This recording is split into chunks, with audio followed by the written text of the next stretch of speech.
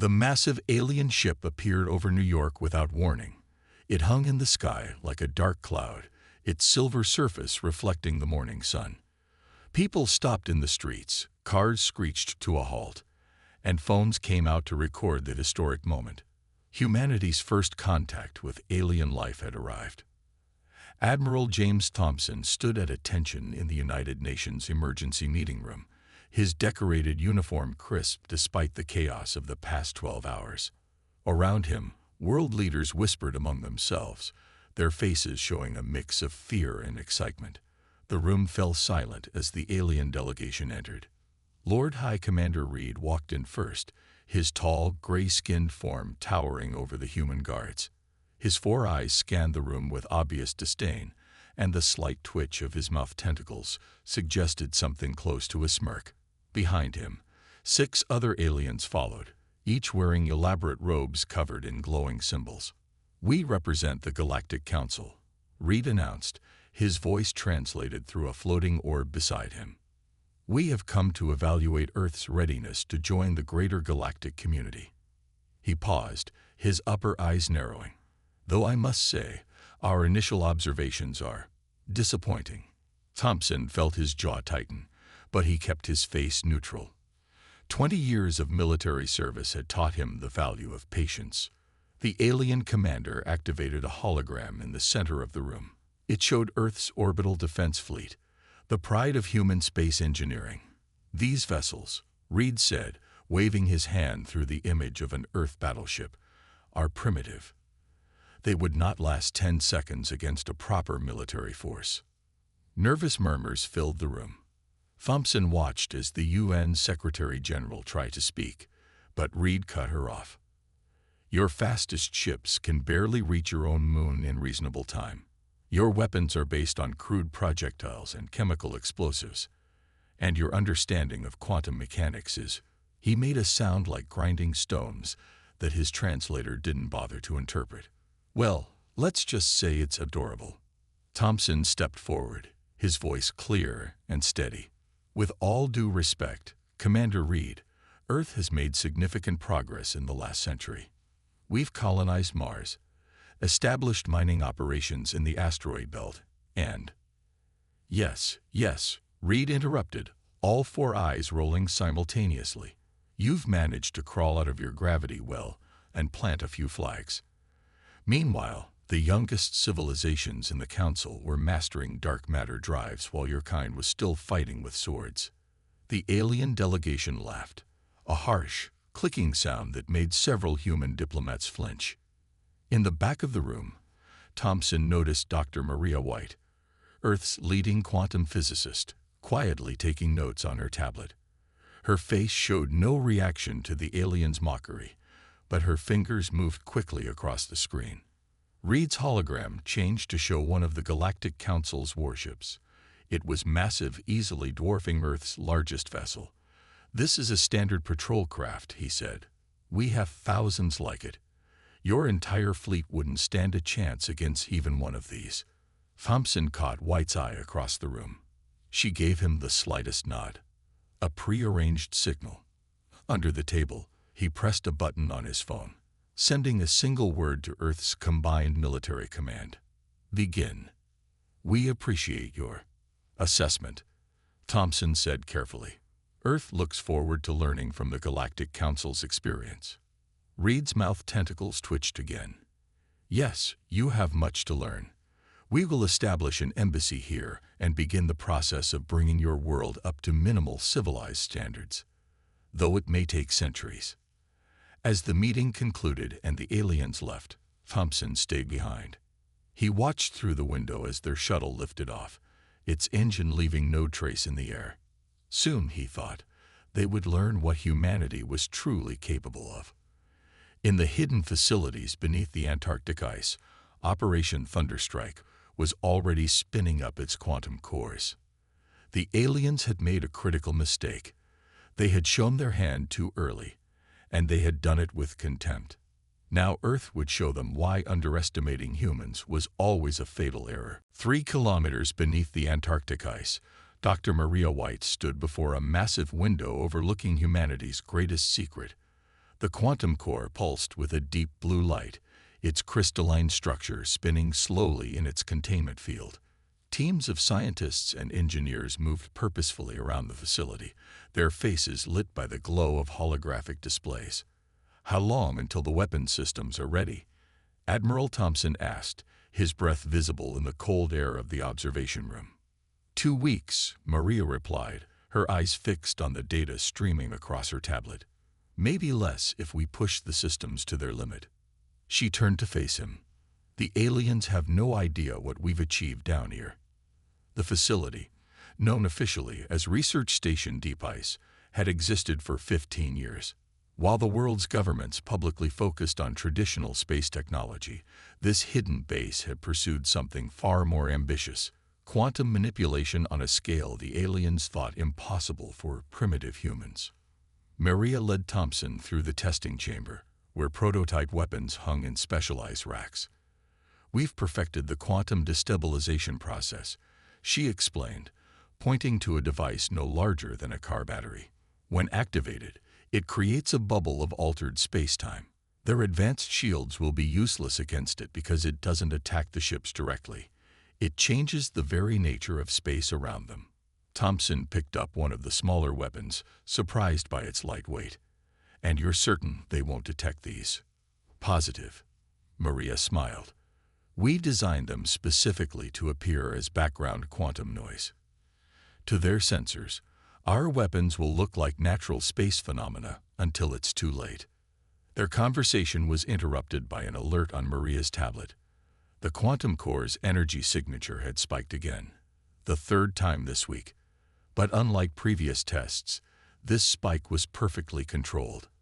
"Look at this," she said, showing Thompson the readings. "We've done it.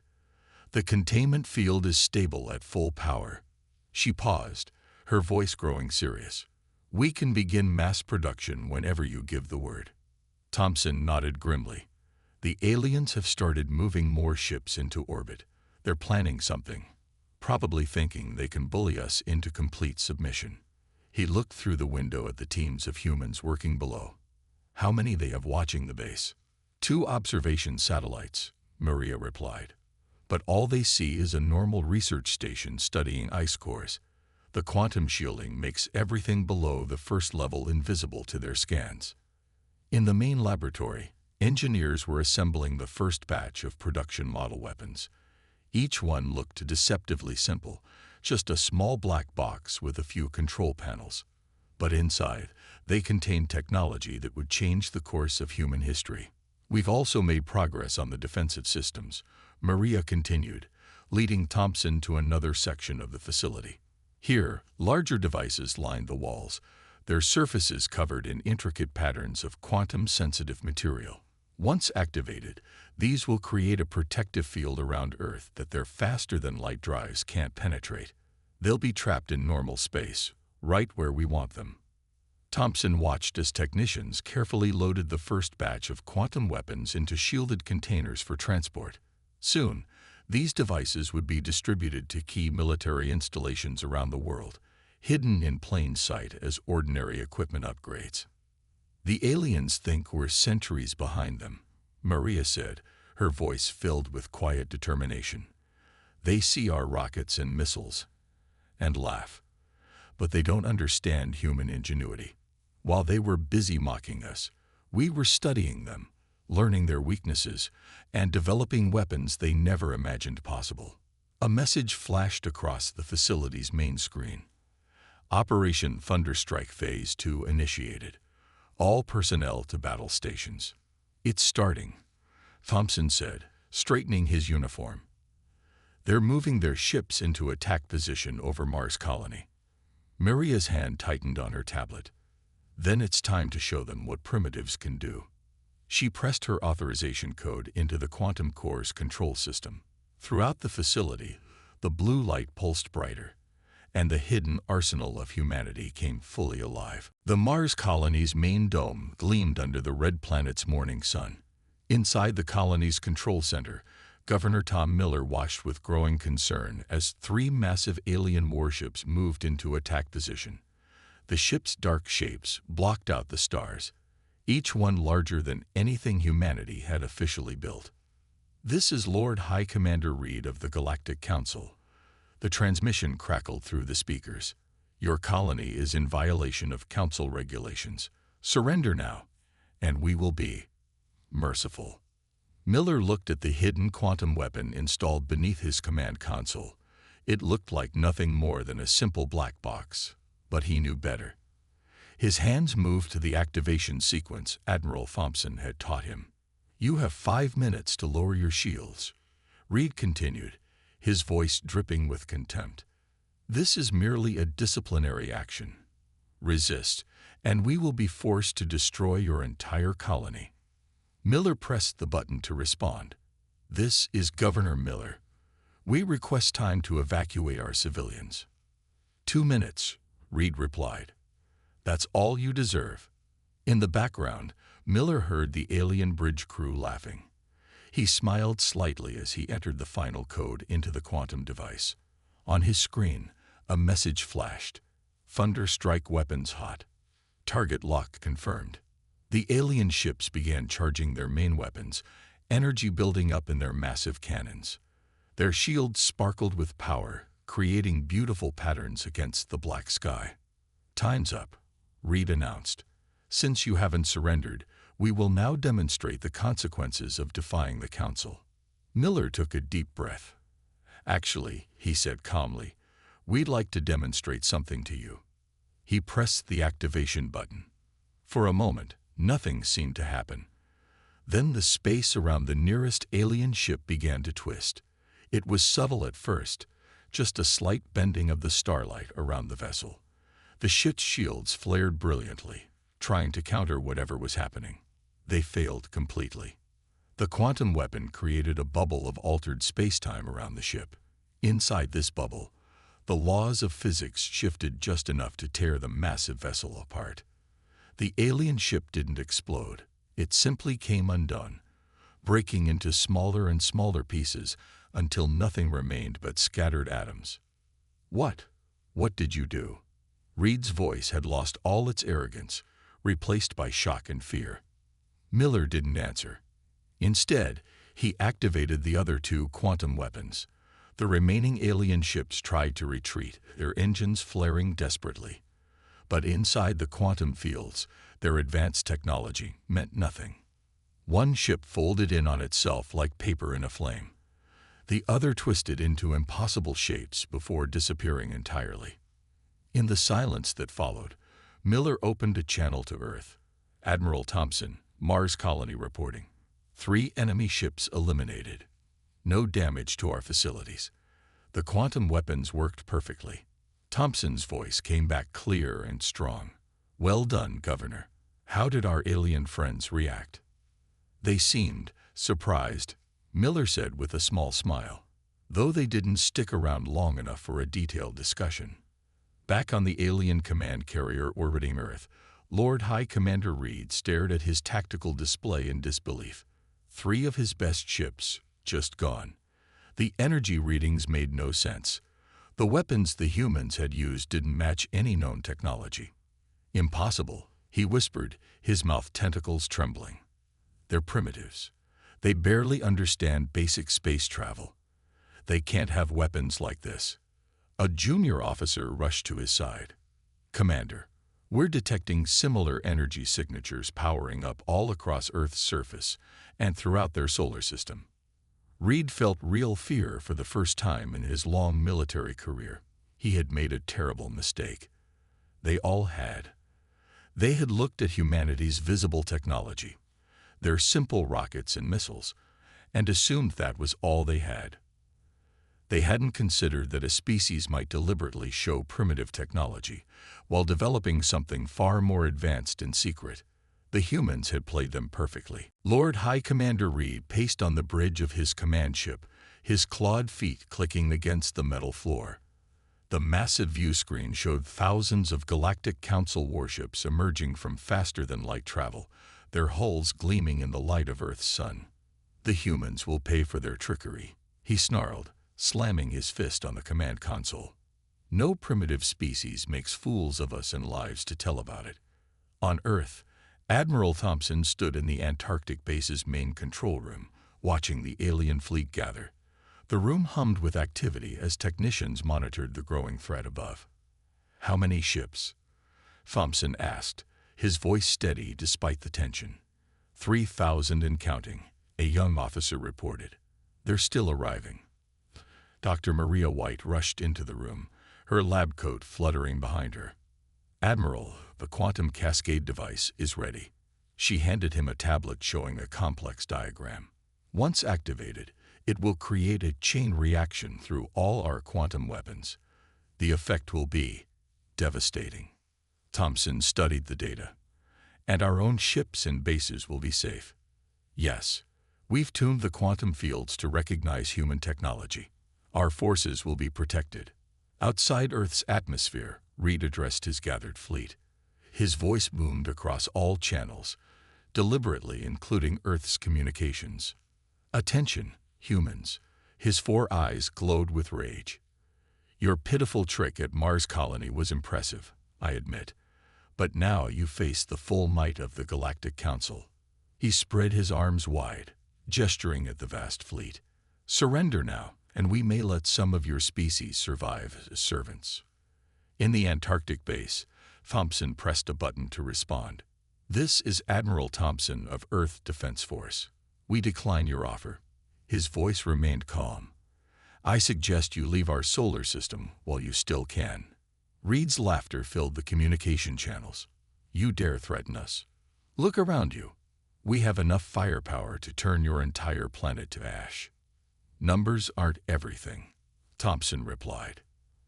"As you learned at Mars." Maria worked quickly at her station, coordinating with bases worldwide. The quantum core beneath the ice pulsed with increasing power, its blue light now almost blindingly bright. "All quantum weapons report ready," she announced. "The cascade device is primed."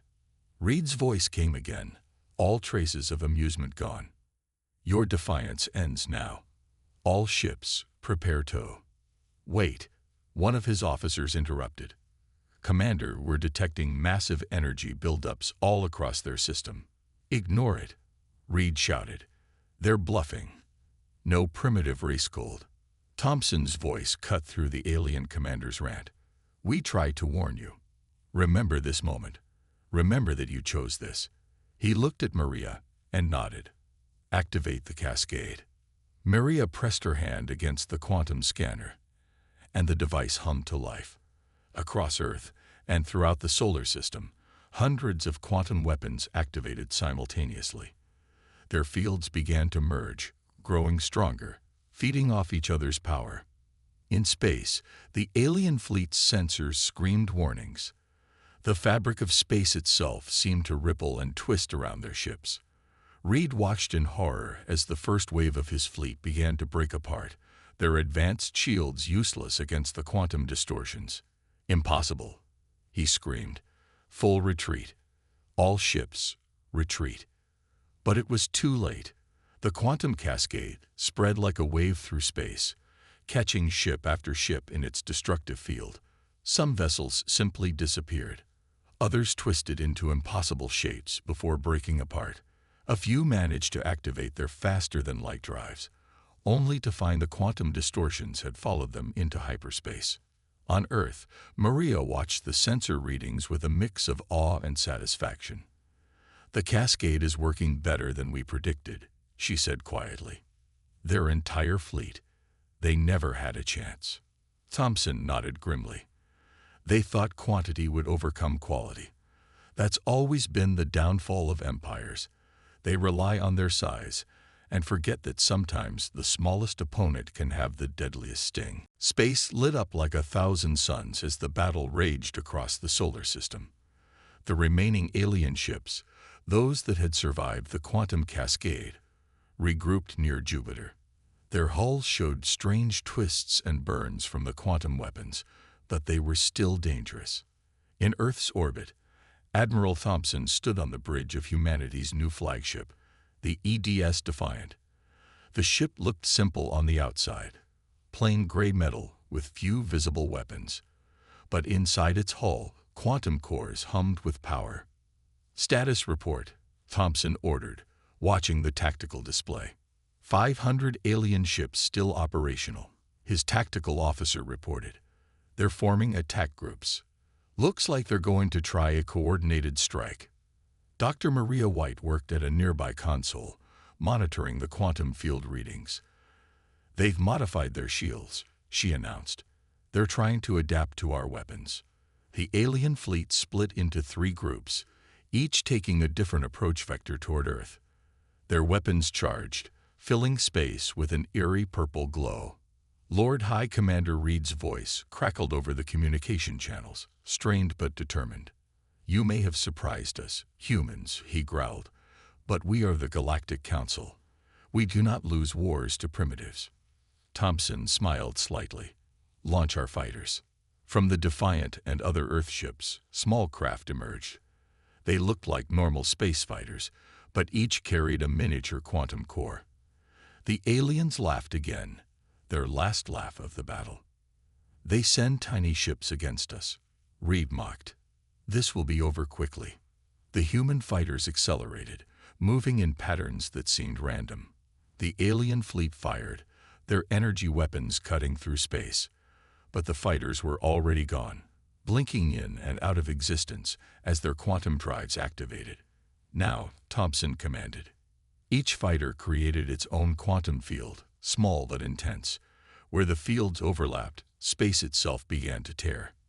Alien ships caught in these areas started to break apart, their advanced technology useless against the fundamental forces being unleashed. Impossible. Reed screamed as he watched a third of his remaining fleet dissolve into quantum foam. Their fighters can't have such power.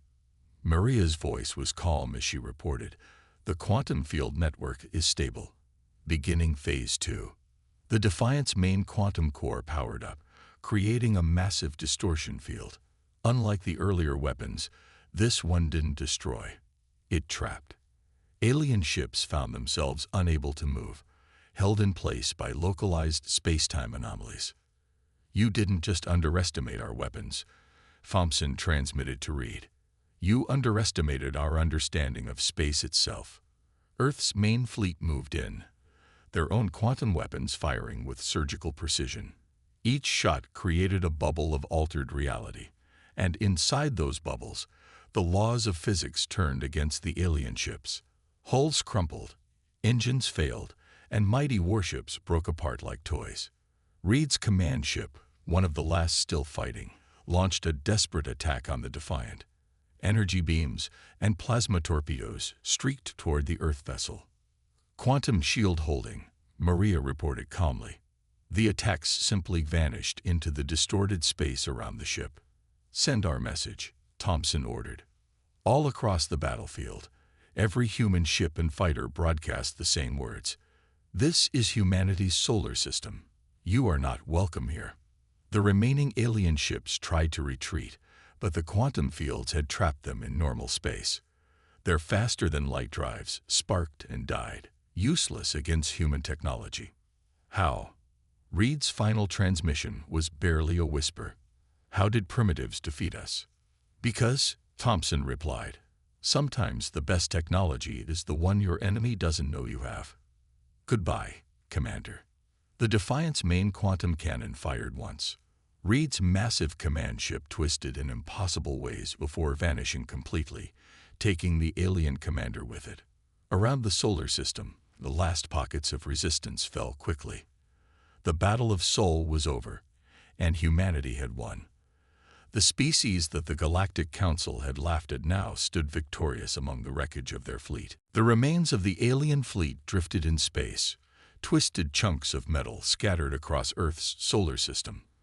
On the Defiant's bridge, Admiral Thompson watched as rescue ships picked up escape pods from the destroyed vessels. Even in victory, humanity would show mercy to their defeated enemies. Admiral, Maria called from her station. The quantum beacon network is ready for activation. All satellites are in position. Thompson nodded. This would be humanity's masterstroke, the final proof of their technological superiority. Begin the sequence. Across the solar system, hundreds of small satellites powered up. Each one contained a miniature quantum core, and together they would create something unprecedented in galactic history. Quantum beacons activating, Maria announced. Field generation in 3, 2, 1. The satellites pulsed with blue light. Between them, space itself began to change. The effect was invisible to normal eyes, but sensors showed an incredible transformation taking place. A vast network of quantum fields spread throughout the solar system, all perfectly coordinated. Incoming ships detected, the tactical officer reported. A lot of them. Looks like the Galactic Council sent reinforcements. Through the view screen, they watched as new alien vessels appeared at the edge of the solar system. These ships were even larger than the previous fleet, their weapons already charging. This is High Admiral Stone of the Galactic Council Emergency Response Fleet. A new voice boomed through the communications. Surrender now, or we will destroy every human settlement in this system. Thompson smiled. Activate the network. The quantum beacon network came fully online. Immediately, the approaching alien fleet slowed to a stop. Their faster-than-light drives sparked and died. Their shields flickered uselessly, and their weapons powered down. What have you done to our ships? High Admiral Stone's voice shook with rage and fear. We've changed the rules, Thompson replied calmly. The quantum network creates a special field throughout our solar system. Inside this field, only human technology works properly. Your advanced systems, they're now just expensive decorations. Maria's console displayed the full effect of their victory. The field is stable, Admiral. The entire solar system is now under our control. No alien ship can enter or leave without our permission. The alien reinforcements tried desperately to retreat, but their engines couldn't break free of normal space. They were trapped, helpless before Earth's fleet. This is impossible, Stone shouted. You're nothing but primitives. You can't have this kind of technology. Actually, Maria spoke up, her voice carrying across the command channel. We've had this technology for years. We just chose to keep it hidden until we needed it. She paused, allowing her words to sink in. Who's primitive now? Thompson opened a channel to all ships, human and alien alike. To all Galactic Council forces. You are now in protected human space. You have two choices: surrender and accept our terms, or be destroyed. You have 5 minutes to decide. On the tactical display, they watched as one after another. The alien ships powered down their weapons. The mighty Galactic Council fleet, which had arrived expecting an easy victory, now floated powerless in space. Orders, Admiral, his tactical officer asked. Begin rescue and recovery operations, Thompson commanded. And send word to Earth. The solar system is secured. Humanity's space is now the safest in the galaxy. As Earth ships moved to collect their prisoners, Maria studied the readings from the quantum network. You know, she said quietly to Thompson, we could expand this field, push it further out into space, create a true human empire where no alien force could threaten us. Thompson shook his head. That's not our way. We defended our home. That's enough. He looked out at the stars. But they'll remember this. The day they learned that laughing at humanity was their biggest mistake. 6 months after the Battle of Sol, Earth had changed. Quantum-powered ships filled the skies, their sleek designs no longer hidden. The Antarctic base had become a public research center, its technology revolutionizing everything from space travel to daily life.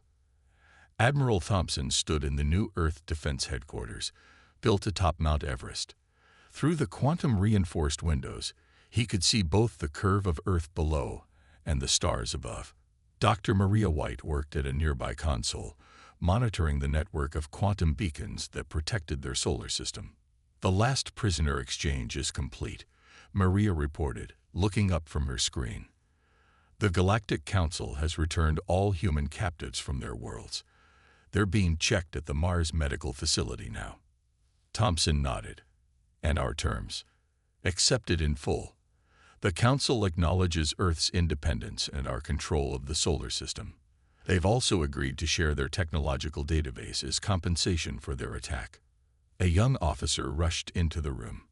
"Admiral, a diplomatic fleet is approaching the quantum barrier.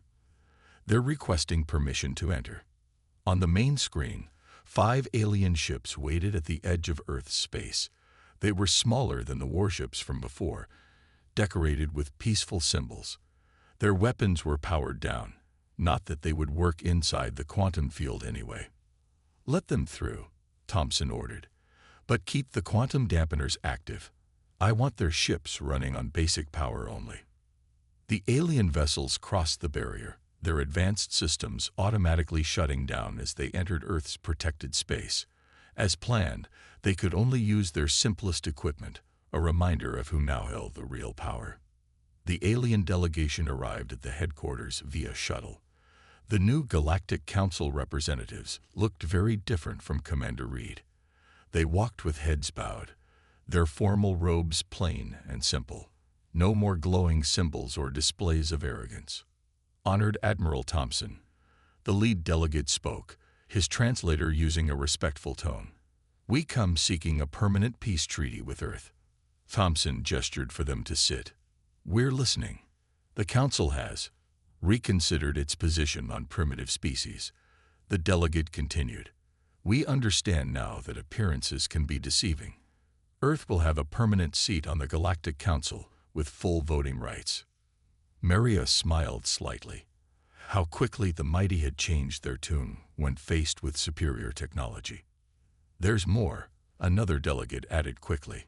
"Many worlds have expressed interest in trading with Earth, particularly in quantum technology." "No," Thompson interrupted firmly. "Earth's quantum technology remains our own.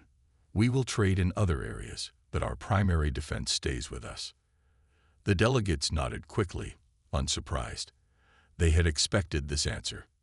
Outside the window, work crews were assembling Earth's newest defense platform. It would combine traditional weapons with quantum technology, creating an impenetrable shield around the planet. Similar platforms were being built around every human colony and settlement. "We accept your terms for peace," Thompson said finally. "Earth will join your council, but as equals, not as servants or students. We will share some of our advancements, but others will remain our own." "Is that understood?" "Completely," the delegates agreed. "The galaxy has much to learn from Earth. Your species achieved in secret what many thought impossible. You've earned your place among the stars." As the meeting concluded, Maria joined Thompson at the window. They watched Earth's new fleet practicing maneuvers, their quantum drives leaving brief ripples in space. "Do you think they've really learned their lesson?" she asked. Thompson smiled. "I think they learned several. Never judge by appearances. Never underestimate a species' potential. And most importantly," he turned to watch the alien delegates hurrying back to their ships, "never laugh at humanity. We tend to take it personally." Below them, Earth continued its transformation. Quantum technology was reshaping human civilization, propelling them toward a future that even the Galactic Council couldn't have imagined. The species they had once mocked as primitives now stood as guardians of their solar system, respected and feared throughout the galaxy. The age of human dominance had begun.